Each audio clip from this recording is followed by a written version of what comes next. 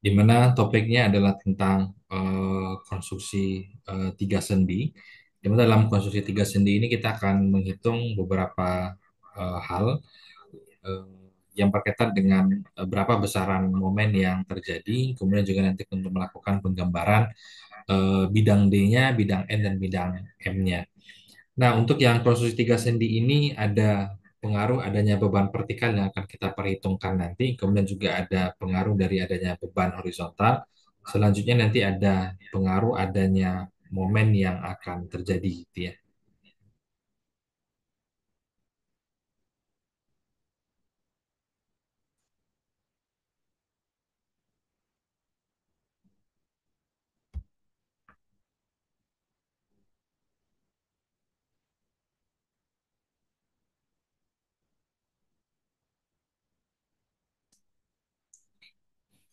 Nah, beberapa beban itu yang akan kita bahas dalam topik yang konstruksi tiga engsel ini, di mana kalau kita lihat dari segi definisinya, konstruksi tiga engsel ini merupakan statis tertentu, artinya masih bisa kita selesaikan dengan menggunakan metode keseimbangan. Misalnya berapa nilai sigma M sama dengan nol seperti yang biasa kita lakukan dalam mata kuliah analisa struktur satu dan analisa struktur 2 gitu ya. Oleh sebab itu tumpuan dapat dihitung dengan hukum statistika. Statika. Nah, cara sederhana untuk membedakan mana itu statis tertentu dengan statis tak tentu, paling mudah itu adalah dengan melihat berapa jumlah perletakan yang ada pada bagian balok yang akan dihitung tersebut. Apabila perletakannya lebih dari dua atau lebih dari tiga, maka persamaan itu bisa diselesaikan dengan menggunakan metode-metode yang ada pada statis tak tentu. Nah, tetapi apabila jumlah perletakannya itu hanya ada dua atau mungkin maksimal ada tiga, nah itu bisa diselesaikan dengan menggunakan statis tertentu. Nah, di sini ada sebuah contoh soal tentang konstruksi tiga engsel, di mana mengapa dinamakan dengan konstruksi tiga engsel, karena memang kalau kita lihat di sini kan ada titik pertemuan ya antara satu batang dengan batang yang lainnya. Sehingga ini menjadi alasan di sini dinamakan dengan konstruksi tiga engsel. Ada tiga titik engsel yang berfungsi sebagai titik pertemuan antara satu batang dengan batang yang lainnya. Nah, di mana di sini kita diminta untuk menghitung berapa besaran reaksi perletakan atau berapa reaksi tumpuan. Kemudian selanjutnya adalah menghitung berapa gaya engsel yang terjadi di titik C yang ada di sini. Selanjutnya adalah menghitung berapa bidang D-nya, berapa bidang M, dan berapa bidang N-nya. Nah, kemudian eh, cara menghitung berapa nilai reaksi perletakan ini sangat sederhana sekali karena memang di sini nilai beban titik yang ada itu hanya ada satu, ada P1 sebesar 2 ton yang posisinya berada di tengah dari konstruksi kuda-kuda yang kalau kita namakan konstruksi kuda-kuda ya. Posisinya yang terpasang secara diagonal yang persis berada di tengah bentang yang ada di sini, sehingga jarak antara titik D dengan titik C ini jarak horizontalnya adalah 4 meter. Sehingga karena dia posisinya berada di tengah bentang, maka berada di posisi 2 meter. Nah, untuk menghitung nilai reaksi perletakan, ini persis sama dengan yang biasa kita hitung ya dalam mata kuliah pada topik sebelumnya pada contoh misalnya untuk menghitung balok Gerber, kemudian juga kemarin kita sudah menghitung dengan beberapa metode, dengan metode titik buhul itu juga sama. Nah, yang pertama adalah kita menghitung berapa nilai reaksi perletakan dengan menggunakan persamaan sigma momen menuju ke titik B. Jadi arahkan semua gaya yang ada di sini menuju ke titik B. Gaya yang pertama adalah nilai RAP diarahkan menuju ke titik B yang ada di sini. Nah, ini karena arahnya searah dengan jarum jam, maka tandanya positif. Jadi RAV dikalikan dengan jarak dari titik A menuju ke titik B ini adalah 8 meter yang ada di sini. Jaraknya adalah 8 meter. Selanjutnya ada P2, ini kita tarik ke bawah seperti ini, kemudian diarahkan menuju ke titik B. Nah, ini kan berlawanan dengan arah jarum jam ya, sehingga tandanya adalah negatif. Nah, kemudian jaraknya itu adalah dari titik ini sampai ke titik B, jaraknya itu adalah 6 meter, sehingga P ini dikalikan dengan 6 meter. Nah, ini adalah untuk sigma momen menuju ke titik B, karena memang satu-satunya beban yang ada selain beban tumpuannya adalah nilai dari beban P yang terjadi di sini. Sehingga kita bisa dapatkan nilai RAV-nya itu adalah setelah ini kita lakukan perkalian 2 dikalikan dengan 6 itu 12. Kita pindah ruaskan sebelah kanan dari tanda awalnya negatif menjadi tanda yang positif di sini. Sehingga untuk menghitung RAV-nya 12 dibagikan dengan 8. Sehingga nilai RAV di sini adalah sebesar 1,5 ton. Nah, selanjutnya adalah sigma momen menuju ke titik A. Nah, ini kebalikan dari yang tadi. Arahkan semua gayanya menuju ke titik A. Nah, gaya yang pertama adalah RBV di sini, arahkan menuju ke titik A yang ada di sini. Tandanya adalah negatif. Kemudian gaya yang kedua adalah nilai dari P-nya. Jadi kalau untuk RBV jaraknya adalah 8 meter, sementara untuk P di sini tandanya adalah positif karena searah dengan arah jarum jam. Kemudian jaraknya itu adalah jarak dari titik ini menuju ke titik A, di mana jaraknya itu adalah 2 meter, sehingga P dikalikan dengan 2 meter. Sehingga hasil akhirnya adalah setelah ini kita pindah ruaskan, ini menjadi minus 4 dibagikan dengan minus 8. Kita dapatkan nilai RBV itu adalah sebesar 0,5 ton ya untuk nilai RBV yang ada di sini. Nah, jadi untuk yang nilai reaksi peletakan di titik A dan titik B sudah kita dapatkan. Selanjutnya adalah berapa nilai RAH dan berapa nilai RBH-nya. Kita coba lihat untuk menghitung RAH ini, itu berdasarkan dari sigma momen menuju ke titik C. Jadi arahkan semua gayanya menuju ke titik C untuk menghitung berapa besaran RAH-nya. Supaya mempermudah perhitungan kita, di sini sudah diberikan dalam bentuk gambar seperti ini ya, sudah dibagi supaya lebih mempermudah dalam melakukan analisis. Nah, kebetulan yang memiliki beban titik itu hanya sisi yang ada di sebelah kirinya saja. Dan ini adalah untuk nilai RAH-nya. AH itu adalah RAH itu merupakan gaya horizontal ya. Jadi arahkan menuju ke titik C seperti yang ada di sini. Jadi tandanya adalah negatif karena berlawanan dengan arah jarum jam. Jadi dikalikan dengan 8. 8 itu adalah jarak vertikalnya. Jadi RAH dikalikan dengan 8 ini merupakan jarak vertikalnya. Nah, selanjutnya ada RAV yang ada di sini, arahkan juga menuju ke titik C yang ada di sini. Nah, ini juga sama, diarahkan juga menuju ke titik C. Nah, ini kan searah dengan arah jarum jam, kemudian nilainya juga sudah kita dapatkan di awal tadi, sebesar 1,5 ton dikalikan dengan jaraknya, itu adalah jarak yang horizontal di sini. Jadi 1,5 dikalikan dengan 4. Nah, selanjutnya juga untuk yang P juga diarahkan menuju ke titik C yang ada di sini. Ini berlawanan dengan arah jarum jam sehingga tandanya adalah negatif. Jadi sini P dikalikan dengan 2 meter. Jadi masukkan angka-angka yang sudah ada nilainya ke dalam persamaan yang ada di sini. Mulai dari ada RAH, kemudian ada RAV dikalikan dengan 4 meter, kemudian P dikalikan dengan 2. Sehingga kita dapatkan nilainya itu adalah minus 2, sehingga untuk mendapatkan RAH itu merupakan minus 2 dibagikan dengan minus 8. Itu sama dengan 0,25 ton. Jadi RH sudah kita dapatkan.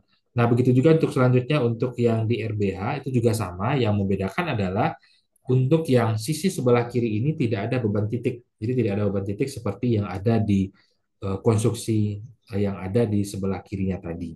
Nah, tetapi kita juga bisa menghitung berapa besaran RBH-nya. Dengan cara yang sama, arahkan semua gayanya menuju ke titik C yang ada di sini. Dimulai dari RBV, arahkan menuju ke titik C yang ada di sini. Di mana RBH, oh sorry, untuk yang pertama itu adalah RBH-nya diarahkan menuju ke titik C, yang ini. Arahkan menuju ke titik C, berlawanan dengan arah jarum jam, tandanya adalah negatif. Sehingga di sini menjadi RBH dikalikan dengan 8, baru selanjutnya di sini ada nilai RBV. Arahkan menuju ke titik C yang ada di sini. Nah, jaraknya dikalikan dengan jarak yang horizontal, yang berlawanan dengan arah jarum jam, tandanya adalah negatif. Jadi RBV dikalikan dengan 4. Nah, sehingga hasil akhirnya itu juga sama dengan yang tadi gitu ya. Sama dengan yang tadi, kebetulan ini sama gitu ya. Di mana nilainya adalah, oh sorry, yang nilainya ya kebetulan sama, RBH dan RH-nya sama, sama-sama 0,25 ton gitu ya untuk nilai RBH-nya. Jadi untuk nilai reaksi peletakan sudah kita selesaikan. Mulai dari RAV tadi nilainya itu adalah sebesar 1,5 ton. Selanjutnya untuk yang di RBV 0,5 ton. Kemudian RAH dan RBH Kebetulan nilainya sama, masing-masing adalah 0,25 ton. Jadi untuk yang soal pertama sudah kita selesaikan menghitung nilai reaksi perletakan yang terjadi. Nah, selanjutnya dalam menghitung berapa besaran gaya engsel yang terjadi di titik C. Nah, karena memang ini sama dengan yang tadi, mengapa hanya sisi C saja yang dihitung? Karena memang mengapa yang dihitung adalah sisi sebelah kiri? Karena memang hanya di sisi sebelah kiri ini yang memiliki beban titik selain adanya nilai reaksi perletakan yang terjadi gitu ya. Nah, sehingga untuk menghitung berapa besaran gaya yang terjadi di titik C ini dengan menggunakan persamaan sigma H sama dengan nol. Jadi ini hanya kumpulan gaya-gaya yang ada di arah horizontalnya. Misal di sini sigma AH, kalau kita perhatikan dari gambar yang ada di sini, yang ada gaya horizontalnya adalah berupa adanya nilai RH ya, di mana RH tadi nilainya adalah 0,25 ton. Nah, selanjutnya untuk sigma P atau gaya vertikal yang ada, dimulai di sini ada RAV, kemudian ada P yang ada di sini. Nah, RAV ini kalau kita arahkan menuju ke titik C, persamaannya seperti ini, SP sama dengan SP tambahkan dengan RAV dikurangkan dengan P. Mengapa P ini kurang? Karena arah panahnya ke bawah gitu ya. Begitu ada beban yang arah panah itu ke bawah maka tandanya negatif. Nah, kita akan mencari berapa besaran beban vertikal yang terjadi. Ini kan kita pindah ruaskan yang awalnya ini berada di sebelah kiri, kita pindah ruaskan dia menjadi sebelah kanan, sehingga tandanya juga berbeda. Sehingga kita dapatkan nilai sigma beban vertikal itu adalah sebesar 0,5 ton. Nah, sebenarnya ini tidak menggunakan rumus pun juga kita sudah tahu gitu ya, beban vertikal apa saja yang ada di sini. Sini kan ada RAV, kemudian ada nilai P-nya, tinggal diarahkan saja. Yang arah panah ke atas, tandanya positif, yang arah panah ke bawah, tandanya negatif. Ini untuk yang nilai SH gaya vertikal, gaya horizontal yang terjadi pada sisi sebelah kiri. Selanjutnya adalah menghitung berapa bidang D-nya, berapa bidang M-nya, dan berapa bidang N-nya. Di mana untuk bidang D ini adalah gaya yang tegak lurus terhadap batangnya, sementara untuk N ini adalah gaya yang searah dengan sumbu batangnya. Sementara untuk momen itu merupakan gaya dikalikan dengan jarak. Nah, ini yang akan kita hitung bidang D-nya berapa, bidang N-nya berapa, dan bidang M-nya berapa. Nah, itu kita bisa bagi menjadi beberapa balok terlebih dahulu. Nah, untuk tahap pertama kita akan menghitung bagian penampang yang vertikal atau pada bagian sisi kolomnya. Yang akan kita hitung pertama adalah ini. Jadi kita sudah prop menjadi seperti ini. Di mana tadi sudah kita dapatkan berapa nilai RAV-nya, kemudian berapa nilai RAH-nya. Nah, karena bidang D ini adalah bidang yang tegak lurus terhadap batang, jadi bisa kita simpulkan bahwa ini adalah beban vertikal yang terjadi pada batang yang kita tinjau. Oke. Nah, dengan kondisi seperti ini, baik eh, apabila batangnya seperti ini atau kita berdirikan seperti ini juga sama. Yang penting adalah gayanya tegak lurus terhadap batang yang kita tinjau. Nah, ini kan sama case-nya seperti ini ya. Sehingga kalau berapa besaran gaya lintang yang terjadi di titik A ini, kalau kita lihat dari gambar ini yang tegak lurus dari batang yang ada di sini satu-satunya itu adalah nilai RAH-nya saja. Tidak ada gaya yang tegak lurus selain nilai RAH. Sehingga gaya lintang terjadi di titik A ini sama dengan nilai RAH. Kalau kita arahkan menuju ke titik ini nanti kan tandanya negatif ya. Sehingga di sini RAH sama dengan negatif RAH untuk nilai DA-nya. Sehingga nilainya adalah 0,25 ton. Nah, selanjutnya adalah yang terjadi di titik D. Karena di titik D ini tidak ada beban apapun, maka nilai gaya lintang yang terjadi di titik D ini sama dengan yang ada di titik A tadi. Nah, ini yang sama dengan yang ada di titik A, yaitu sebesar minus 0,25 ton.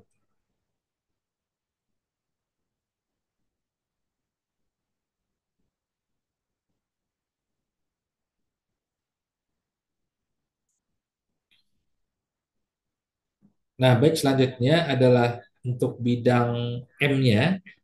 Jadi untuk bidang D itu adalah pengaruh dari adanya beban vertikal. Apakah penggambarannya seperti ini atau seperti ini? Itu sama.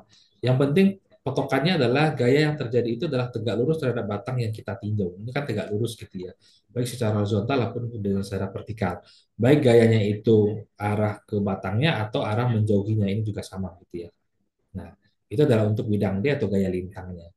Nah, kemudian selanjutnya adalah untuk menghitung momen, di mana momen itu adalah perkalian antara gaya dikalikan dengan jarak. Jadi gaya dikalikan dengan jarak. Nah, kalau kita lihat untuk yang bidang M, yang terjadi di titik A misalnya, itu akan sama dengan nol. Mengapa? Gayanya memang ada, tetapi karena tinjauan kita itu berada di titik itu sendiri, maka jaraknya tidak ada. Jadi gayanya ada, jadi gayanya di sini ada berupa adanya nilai RAV, tetapi jaraknya nggak ada. Mengapa? Karena nilainya sama dengan nol. Karena tinjauan kita adalah tinjauan itu sendiri, titik itu sendiri, sehingga jaraknya akan sama dengan nol. Begitu juga ada gaya RAH, ini juga sama, jaraknya sama dengan nol.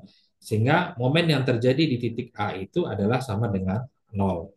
Selanjutnya adalah momen yang terjadi di titik D yang ada di sini. Nah, kalau kita lihat gaya apa saja yang ada dikalikan dengan jaraknya menuju ke titik D. Yang pertama adalah RAV. RAV ini karena dia bersentuhan langsung dengan batang yang ada di titik D di sini, maka juga sama dengan yang tadi. Jaraknya akan sama dengan nol. Jadi RAV sama dengan nol. Ini ya. Jadi RAV dikalikan dengan nol karena jaraknya dianggap dengan nol. Yang ada nilai adalah nilai RH-nya. Nah, ini kan bisa kita arahkan menuju ke titik D yang ada di sini. Nah, di mana RH-nya tadi sudah kita dapatkan nilai 0,25 ton, kemudian diarahkan menuju ke titik D gunakan jarak yang vertikalnya. Nilainya adalah 5 meter. Jadi RAH dikalikan dengan 5 meter karena ini berlawanan dengan jarum jam, tandanya adalah negatif. Sehingga kita dapatkan nilai MD di sini adalah sebesar minus 1,25 ton nilainya gitu ya. Oke. Nah, kemudian selanjutnya bidang M yang sudah selanjutnya adalah bidang N. Ya, ini kebalikan dari yang tadi. Kalau bidang D tadi adalah searah tegak lurus terhadap batang yang kita tinjau. Sementara untuk yang bidang N ini adalah searah dengan arah sumbunya. Boleh seperti ini, atau berlawanan arah seperti ini, atau kalau kita tumbangkan seperti ini juga sama. Yang penting dia adalah searah dengan arah sumbu batang yang ada di sini. Ini kan batang yang kita tinjau gitu ya. Nah, kalau kita lihat kan dari gambar yang ada di sana, ini kan tinjauan batang yang kita tinjau. Di sini batangnya. Nah, satu-satunya yang searah dengan arah sumbunya itu adalah nilai dari RAV-nya yang terjadi di sana. Sehingga bidang N yang terjadi di titik A itu adalah RAV, kemudian sama dengan yang tadi kalau kita arahkan menuju ke titik D-nya itu kan seperti ini tadi ya, berlawanan dengan arah jarumnya sehingga tandanya juga negatif. Selanjutnya, di ND ini kan nggak ada gaya apapun. Nah, sehingga nilai di NA akan sama dengan nilai MD-nya sebesar minus 1,5 ton untuk nilai N-nya. Jadi kita bisa melakukan penggambaran terhadap bidang D. Ini untuk yang bidang D, jadi tinggal diskalakan saja. Di mana tadi jaraknya adalah 0,25 ton ya, jadi tinggal diskalakan. Misal di sini kalau skalanya 0, bikin 0,25 cm gitu ya, atau 2,5 cm tinggal ditarik saja. Di sini juga sama, tarik 2,5 cm, kemudian tinggal diberikan garis arsir seperti ini. Nah, begitu juga momen tadi di titik A nilainya adalah 0 di sini, kemudian di titik D tadi nilainya adalah 1,25. Tinggal ditarik di sini misalnya jarak dari titik sini, jarak dari titik ini dan ini titik ini ke bagian ini 1,25 cm misalnya ya. Nah, begitu juga untuk yang di bidang N itu juga sama, tinggal diatur skalanya dari titik tinjau dari titik sebelah kiri ke titik sebelah kanan misalnya 1,5 cm, kemudian ditarik garis kemudian diarsir gitu ya. Seperti ini. Ini untuk yang bidang momennya, ini untuk yang bidang N-nya. Jadi selesai untuk bagian batang yang terpasang secara vertikal atau bagian dari kolomnya selesai gitu ya. Selanjutnya adalah untuk konstruksi yang terpasang secara diagonal seperti ini. Caranya juga sama, yang membedakan adalah karena batang ini terpasang secara diagonal, maka mau tidak mau harus kita uraikan terhadap sumbu X dan terhadap sumbu Y-nya. Konsepnya sama, sama dengan yang tadi, supaya lebih mudah bisa diulang kembali dengan metode segitiga Pitagoras seperti ini. Nah, ini kan sudah diberikan ya uraiannya lebih jelas, jadi dibikin garis bantunya sehingga nanti bisa langsung membedakan. Nah, ini adalah saya coba bedakan warna. Ini adalah gaya beban yang asli. Ini adalah beban yang asli ya. Ini nilai P-nya. Kemudian di sini ada nilai RAV. Kemudian di sini ada nilai RAH. Nah, kemudian garis yang putus-putus itu adalah penguraian terhadap sumbu X dan terhadap sumbu Y-nya. Nah, misal untuk yang bidang D terlebih dulu, ini adalah tegak lurus terhadap batangnya. Ya, setelah kita uraikan dengan batang yang lain misalnya, mulai dari RAV misalnya ya. Nah, dari RAV ketika kita uraikan seperti ini, kita kan berharap di sini ada ini ya, karena ini yang tegak lurus terhadap batang dari yang kita tinjau yang ini tadi. Ini yang batang diagonal yang kita tinjau. Kita ingin mendapatkan bagian di sini. Ini merupakan hasil penguraian dari RAV tadi. Kalau di sininya ada batang siku, maka ini adalah sumbu X-nya, yang di atasnya sumbu Y-nya. Kalau sumbu X dikalikan dengan cos alfanya, sehingga di sini untuk bidang D, gaya lintang yang terjadi di titik D pada RAV, pengaruh dari RAV, di sini adalah RAV dikalikan dengan cos, karena kan di sini yang bersentuhan dengan yang tegak lurus terhadap bidang D-nya, terhadap titik D-nya itu adalah sumbu X-nya, jadi dikalikan dengan cos atau 4/5. Jadi kalau tidak terbiasa dengan menggunakan persamaan Pythagoras ini, maka RAV dikalikan dengan cos 30-nya. Ini kan ada sudut 30 ya. Nah, selanjutnya di sini kan ada RAH tadi ya. Ini juga diuraikan terhadap sumbu X dan terhadap sumbu Y-nya. Sehingga di sini ini diuraikan. Nah, ini juga sama. Kalau di sininya siku, berarti ini adalah sumbu X, ini adalah sumbu Y-nya. Nah, sehingga untuk yang RAH dikalikan dengan sin sudutnya. Ini dikalikan dengan cos alfa, ini dikalikan dengan sin alfa. Oke. Jadi ada yang tegak lurus terhadap batang ini ada dua ya yang sudah kita hitung. Ini ada pengaruh dari RAV, ini adalah pengaruh dari RAH. Untuk RAV dikalikan dengan cos alfa, untuk RAH dikalikan dengan sin alfanya. Nah, masukin nilai yang sudah diketahui, misalnya sin 30 itu 0,707 gitu ya. Tinggal dikalikan sehingga hasil akhirnya kita dapatkan di sini adalah 1,05 ton. Nah, selanjutnya adalah yang terjadi di titik F yang ada di sini. Tinjauan kita yang ada di titik F di sini. Di mana di sini kan tadi ada beban titik ya sebesar 2 ton yang ada di sini. Ini juga sama kita uraikan terhadap sumbu X dan terhadap sumbu Y-nya. Nah, ini kan hasil akhirnya kemudian kalau kita sambung garisnya kan menjadi seperti ini ya. Menjadi seperti ini. Sehingga di sini bagian sikunya. Kalau di sini siku berarti ini adalah sumbu X-nya, ini sumbu Y-nya. Yang kita butuhkan itu adalah tegak lurus terhadap batangnya, yang berarti bagian yang ini. Berarti dikalikan dengan cos sudutnya untuk DF. Jadi untuk menghitung DF, ini diturunkan di sini, DD dikurangkan dengan P dikalikan dengan cos. Mengapa cos? Karena yang tegak lurus terhadap batang DC yang ada di sini, setelah kita uraikan terhadap sumbu X dan terhadap sumbu Y, ternyata ini adalah pada bagian sumbu X-nya. Sehingga di sini juga sama dikalikan dengan cos alfanya. Nah, selanjutnya kita dapatkan nilainya DD ini kita turunkan ke sini menjadi 1,05 dikurangkan dengan 1,6 jadi adalah minus 0,55 ton. Selanjutnya adalah gaya lintang yang terjadi di titik C karena memang di titik C ini juga di titik C ini tidak ada beban apapun maka nilainya akan sama dengan nilai DF. Jadi DC sama dengan nilai DF. Nah, ini untuk penggambaran dari bidang D-nya dibikin garis miring yang sama dengan bidang DC tadi atau CD tadi. Kemudian lakukan penggambaran. D di bidang D ini adalah 1,05 ya. 1,05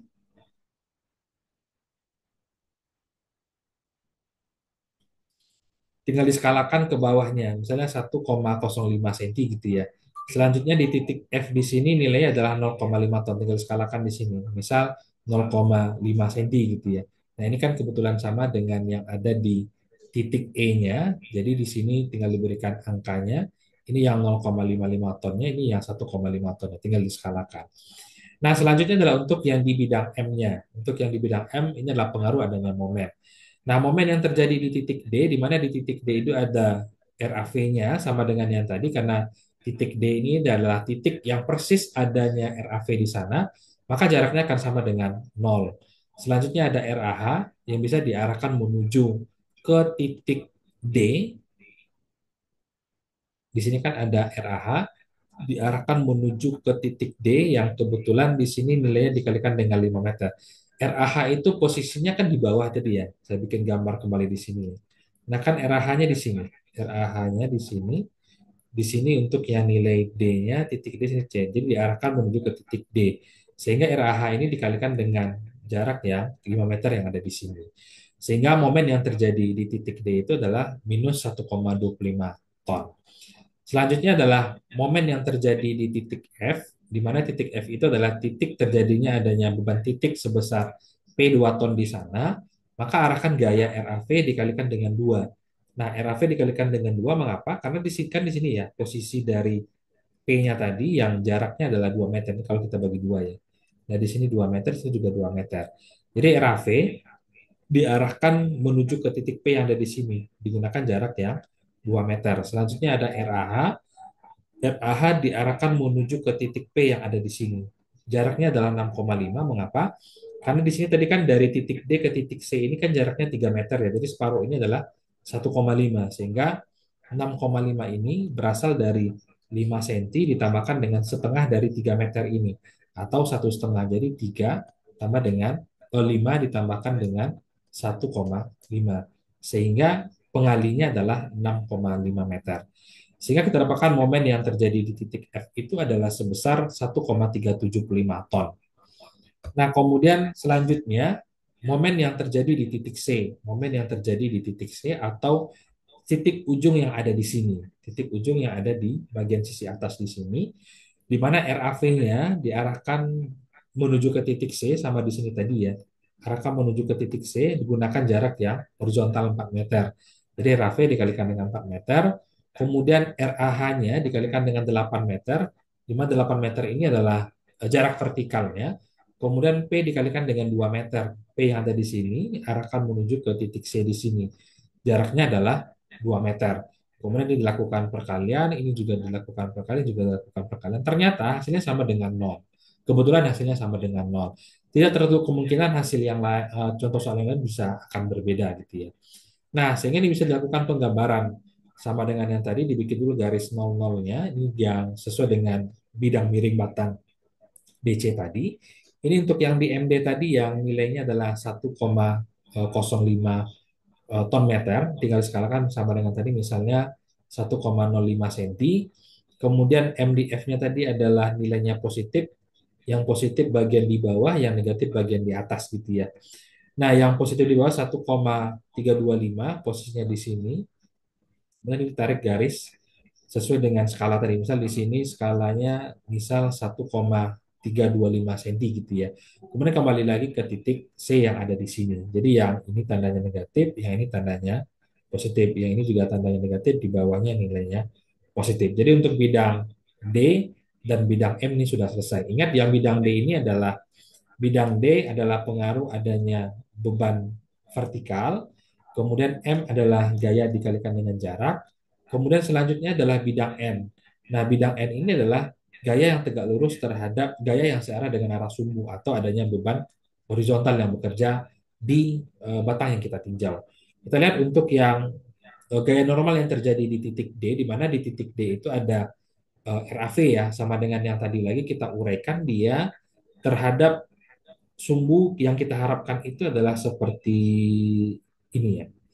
Nah, yang kita harapkan itu adalah yang bidang N itu adalah yang searah dengan arah sumbu ya. Begitu juga nanti untuk yang di P-nya ini juga sama. Akan ada yang searah dengan arah sumbu seperti ini. Kemudian selanjutnya juga ada RAH seperti ini. Nah, jadi yang hijau ini adalah bentuk penguraian terhadap batang DC yang menjadi tinjauan kita. Nah, coba kita lihat untuk yang bidang N di sini ada RAV. Kalau kita lihat RAV yang ada di sini kan ada siku ya, maka di sini adalah X, di sini adalah Y. Jadi yang bagian ini yang menjadi bidang N-nya, berarti yang ini. Berarti karena bagian ini adalah sumbu Y-nya, maka RAV-nya dikalikan dengan sin alfanya. Jadi RAV dikalikan dengan sin alfanya sebentar. Nah, ini dikalikan dengan sin alfanya. Selanjutnya RAH. Di sini kan ada RAH ya. Kalau kita uraikan lagi dengan sumbu X dan arah sumbu Y juga sama dengan tadi. Ini adalah garis bantunya. Di sini ada bidang sikunya. Berarti di sini adalah sumbu X-nya, ini adalah sumbu Y-nya. Karena yang kita tinjau itu adalah yang searah dengan arah sumbunya, berarti bagian ini. Berarti itu dikalikan dengan cos-nya, karena itu adalah bagian sumbu X-nya. Berarti ini dikalikan dengan cos alfa. Nah, kemudian tinggal dimasukin angkanya, RAV-nya tadi sudah kita dapatkan dikalikan dengan sin 30. Begitu juga RAH tadi sudah kita dapatkan dikalikan dengan cos 30. Sehingga kita dapatkan nilainya itu adalah minus 1,1. Selanjutnya adalah N yang terjadi di titik F. Hasil ini, ND ini diturunkan di sini terlebih dulu. Kemudian kita lihat di titik F yang ada di sini kan ada beban P ya. Ini kan ada beban P, ini juga sama kita uraikan beban P yang ada di sini. Berarti ini adalah sumbu X-nya. Pedomannya adalah cari dulu yang sudut apanya, sudut sikunya. Kalau di sini siku, sudah pasti di sini sumbu X, ini sumbu Y-nya. Berarti kalau untuk yang P, itu dikalikan dengan sin sudutnya di sini. Jadi P dikalikan dengan sin sudutnya. Kemudian ini dijumlahkan, ini diturunkan ke sini menjadi minus 1,1 tambah dengan, berarti P ini dikalikan dengan sin ya, sin sudutnya, sehingga terdapatkan nilainya adalah 1,2, sehingga nilai gaya normal yang terjadi di titik F itu adalah 0,1 ton. Selanjutnya di titik C ini juga sama dengan yang tadi karena tidak ada beban apapun, maka NC akan sama dengan nilai NF sebesar 0,1 ton. Nah, jadi ini adalah satu suatu soal yang paling sederhana. Memang yang paling banyak bingung itu adalah untuk penguraian sumbu X dengan sumbu Y-nya. Jadi pedomannya adalah segitiga Pitagoras seperti ini ya. Nah, kalau di sininya ada siku, berarti di sini yang di depannya adalah sumbu X, yang di atasnya atau di bawahnya nanti adalah sumbu Y-nya. Kalau sumbu X dikalikan dengan cos alfa. Kalau sumbu Y dikalikan dengan sin alfa. Jadi harus diuraikan terhadap sumbu X dan terhadap sumbu Y-nya. Silakan masih ada waktu beberapa menit lagi jika ada yang ingin ditanyakan terlebih dahulu. Nanti saya bagikan materi ini termasuk juga link pembahasannya.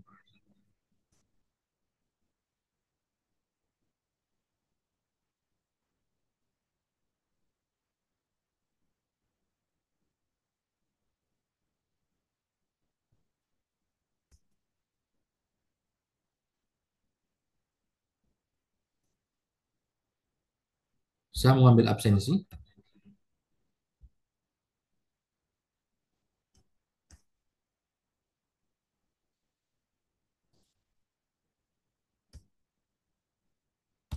Baik, jika tidak ada pertanyaan, saya cukupkan perkuliahan kita di malam hari ini. Materi saya nanti saya akan bagikan di Classroom, termasuk juga link pembahasan videonya. Ini pertemuan ke-14 atau pertemuan 15 kita ujian di tanggal 4 Juli ya. Berarti masih ada satu kali pertemuan di minggu depan. Jadi kita lihat kondisi apakah online ataupun offline ataupun bisa melalui Classroom nanti. Baik, jika tidak ada pertanyaan, kita cukupkan perkuliahan kita di malam hari ini. Saya tutup dengan Assalamualaikum warahmatullahi wabarakatuh. Waalaikumsalam Waalaikumsalam warahmatullahi warahmatullahi wabarakatuh. Terima kasih, wabarakatuh. Pak.